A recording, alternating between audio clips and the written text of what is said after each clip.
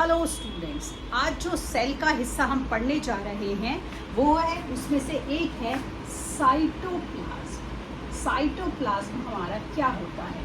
देखिए, जो हमारा सेल होता है उसकी प्लाज्मा मेम्ब्रेन और न्यूक्लियर एनवेलप। प्लाज्मा मेम्ब्रेन हमने कर लिया, selectively permeable membrane. Nuclear envelope हमने कर लिया। न्यूक्लियस के चारों तरफ दो मेम्ब्रेन होती हैं जो कि इस तरह से एम्बेडेड होती हैं कि जैसे कि एनवेलप हो तो उन्हें हम न्यूक्लियर एनवेलप मेम्ब्रेन बोल देते हैं, एनवेलप या न्यूक्लियर मेम्ब्रेन बोलते हैं। तो इन दोनों के बीच में प्लाज्मा मेम्ब्रेन और न्यूक्लियस। तो प्लाज्मा मेम्ब्रेन और न्यूक्लियस एनवेलप के बीच में जो सब्सटेंस होता है उस सब्सटेंस को हम साइटोप्लाज्म बोलते हैं। देखिए, आप सबने कभी ना कभी जेली तो खाई होगी। तो जेली क्या होती है? अगर हम उसको प्लेट पे रखते हैं तो वो ना हिलती रहती है, ठीक है। बट जो जेली हमारा एक सब्सटेंस होता है वो क्या होता है? वो उसको आप प्रॉपर सॉलिड भी कह सकते हो, लिक्विड भी नहीं होता, लेकिन वो सॉलिड भी ना प्रॉपर सॉलिड नहीं होता कि वो हिलता रहता है। उसकी शेप को जरा सा भी टच करोगे शेप चेंज हो जाएगी। तो ये जो जेली जैसा सब्सटेंस होता है इसे हम साइटोप्लाज्म बोलते हैं। तो ये साइटोप्लाज्म क्या करता है? हमारी प्लाज्मा मेम्ब्रेन और न्यूक्लियस का जो हमारा मेम्ब्रेन है उनके बीच में होता है। तो ये क्या करता है? इनको फिक्स करता है, मतलब अपनी अपनी जगह पे चीज़ों को लगे रहने देता है। देखिए, हमारी बॉडी में इतने सारे ऑर्गन्स हैं। आपने कभी इमेजिन किया कि ये ऑर्गन्स जो है, ठीक है, मूव नहीं करते अपनी अपनी जगह पे, ये अपनी अपनी जगह पे कैसे फिक्स्ड है? ये अपनी अपनी जगह पे इसीलिए फिक्स्ड है कि हमारी बॉडी में एक ऐसा सब्सटेंस है जो इनको इनकी जगह से हिलने नहीं दे रहा। उसको हम अपना स्केलेटन फ्रेमवर्क भी बोल देते हैं। हड्डियों का ढांचा, हड्डियों के ढांचे की वजह से ये फिक्स है।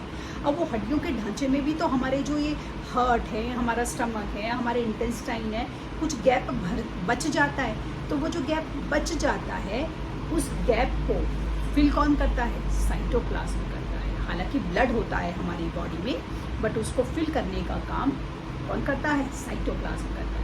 तो जो इसकी इनर लेयर होती है साइटोप्लाज्म की, उसे हम एंडोप्लाज्म बोलते हैं, और आउटर लेयर को सेल कॉर्टेक्स या एक्टोप्लाज्म बोलते हैं। तो जो साइटोप्लाज्म होता है इसके अंदर एक एक्वेयस सब्सटेंस होता है जिसे हम साइटोसोल बोलते हैं।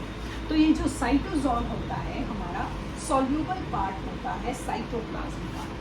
साइटोसोल क्या है? सॉल्यूबल पार्ट है। सॉल्यूबल पार्ट है साइटोप्लाज्म का। तो ये साइटोप्लाज्म का हमारा सॉल्यूबल पार्ट होता है साइटोसोल। करता क्या है ये साइटोसोल?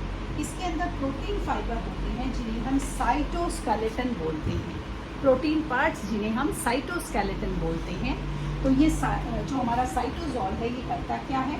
ये हमारी बॉडी में बहुत सारे वाइटल केमिकल्स जैसे कि हमारे अमीनो एसिड हो गया, ग्लूकोज हो गया, विटामिन हो गया, इनको स्टोर करके रखता है।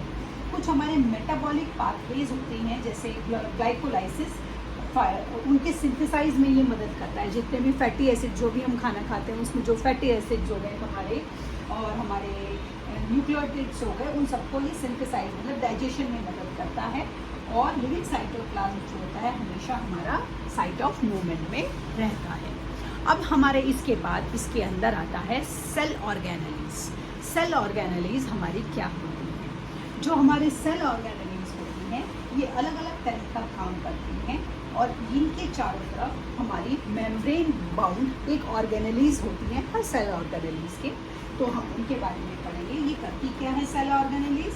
ये हमारे प्रोटीन के सिंथेसाइजेशन में मदद करती है। हमारी बॉडी में जितना भी हम इनटेक कर रहे हैं फूड का, उसमें जो प्रोटीन है उसके सिंथेसाइजेशन में ये हमारी मदद करती हैं।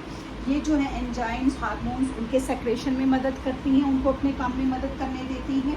जितना भी एंडोकाइटोसिस की प्रोसेस के दौरान आपने जो भी इनटेक किया है, जो डाइजेस्ट करना है, जो भी सब्सटेंसेस, उनको सिंपलर प्रोडक्ट में, सिंपलर कंपोनेंट में डाइजेस्ट करेंगी।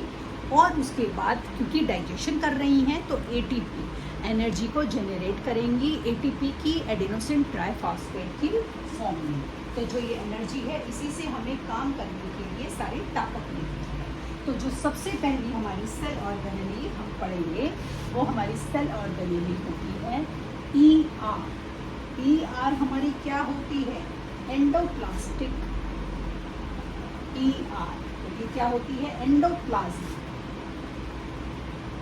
Endoplasmic reticulum,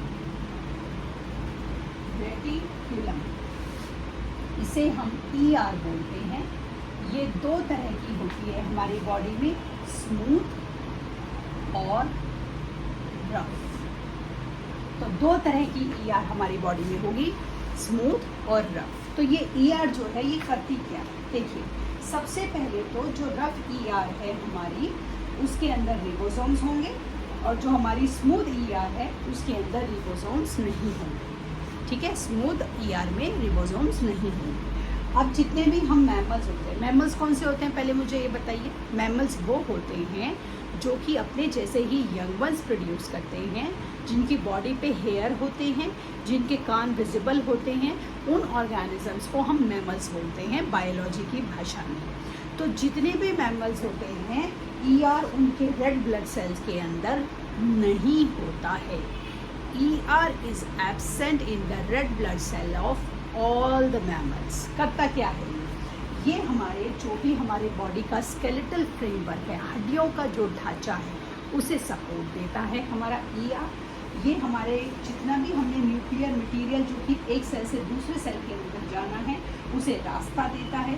steroids, cholesterol, fats, उनके सिंथेसाइजेशन में मदद करेगा। प्रोटीन जो आपने खाने में इनटेक करा है अलग अलग तरीक़ों से, दालों के ज़रिए या किसी भी ज़रिए से, उस प्रोटीन को शरीर के सभी हिस्सों तक पहुंचाने के काम को इंश्योर करेगा कि वो काम शुरू हो गया। ये काम आपका ER करेगा। तो ये इतना इम्पॉर्टेंट है एंडोप्लाज्मिक रेटिकुलम। जो स्मूथ ER है हमारे लीवर का, वर्टेब्रेट्स, देखिए वर्टेब्रेट्स बायो में ना कुछ ऐसे शब्द आते हैं जो कि कनेक्ट नहीं कर पाता बच्चे से कि क्या है। जैसे मैंने आपको मैमल बताया गया है, ऐसे ही वर्टेब्रेट्स होते हैं। वर्टेब्रेट्स क्या होते हैं? वो ऑर्गेनिजम्स जिनके अंदर वर्टेब्रल कॉलम होता है। अब आप ये कहेंगे ये वर्टेब्रल कॉलम क्या होता है? ये अचानक से सिर दर्द आ गया, नया मुश्किल शब्द आ गया। देखिए, मैं आपको इसको आसान भाषा में समझाती हूँ, बिल्कुल आसान एक शब्द में।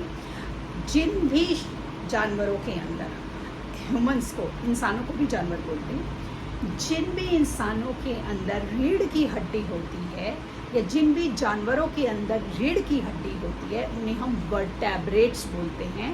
क्योंकि रीढ़ की हड्डी को हम बायोलॉजी में वर्टेब्रल कॉलम बोलते हैं। तो जिन भी एनिमल्स के अंदर वर्टेब्रल कॉलम होता है, उन्हें हम वर्टेब्रेट्स बोलते हैं। ठीक समझ आया? वर्टेब्रेट्स। जैसे स्नेक के अंदर वर्टेब्रल कॉलम नहीं होता, तो स्नेक नॉन वर्टेब्रेट, ठीक है, और हम क्या है? वर्टेब्रेट्स। समझ गए? तो जितने भी हमारे स्मूथ ER हैं हमारे लीवर के, वर्टेब्रेट्स के, वो डिटॉक्सिफिकेशन में मदद करते हैं। देखिए, डिटॉक्सिफिकेशन क्या होता है?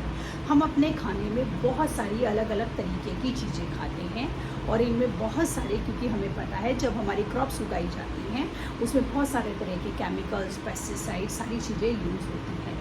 जब ये चीज़ें यूज़ होती हैं तो ये कहीं ना कहीं से ये हमारे अनाज में, हमारे फलों में, सब्जियों में आ जाती हैं, और ये उनमें आ जाती है, और जब हम इनका इंटेक करते हैं तो ये हमारी बॉडी में भी आ जाती है।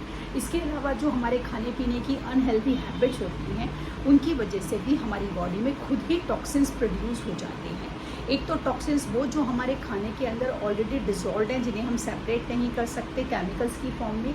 एक टॉक्सिन्स वो जिनकी हमारी बॉडी प्रोड्यूस कर रही है।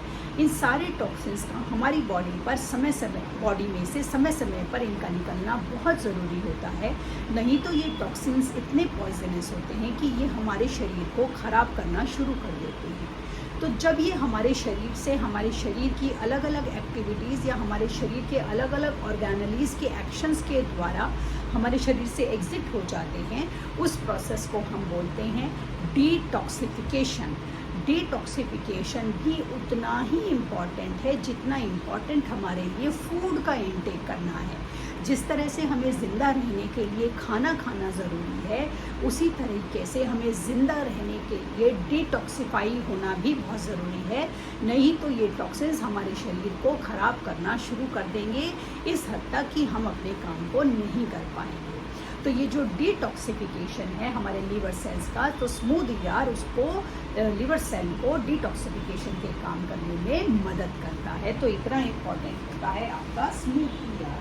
स्मूथ ईआर जो होता है आपका ग्लाइकोलिपिड्स, प्रोटोफॉलेट्स और कोलेस्ट्रॉल इन सब के सिंथेसाइज में मदद करता है।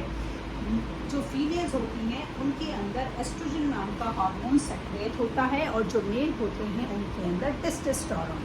उन दोनों के हार्मोन्स के, इन दोनों हार्मोन्स के सिंथेसाइजेशन में हमारी हेल्प करता है हमारा स्मूथ ईआर।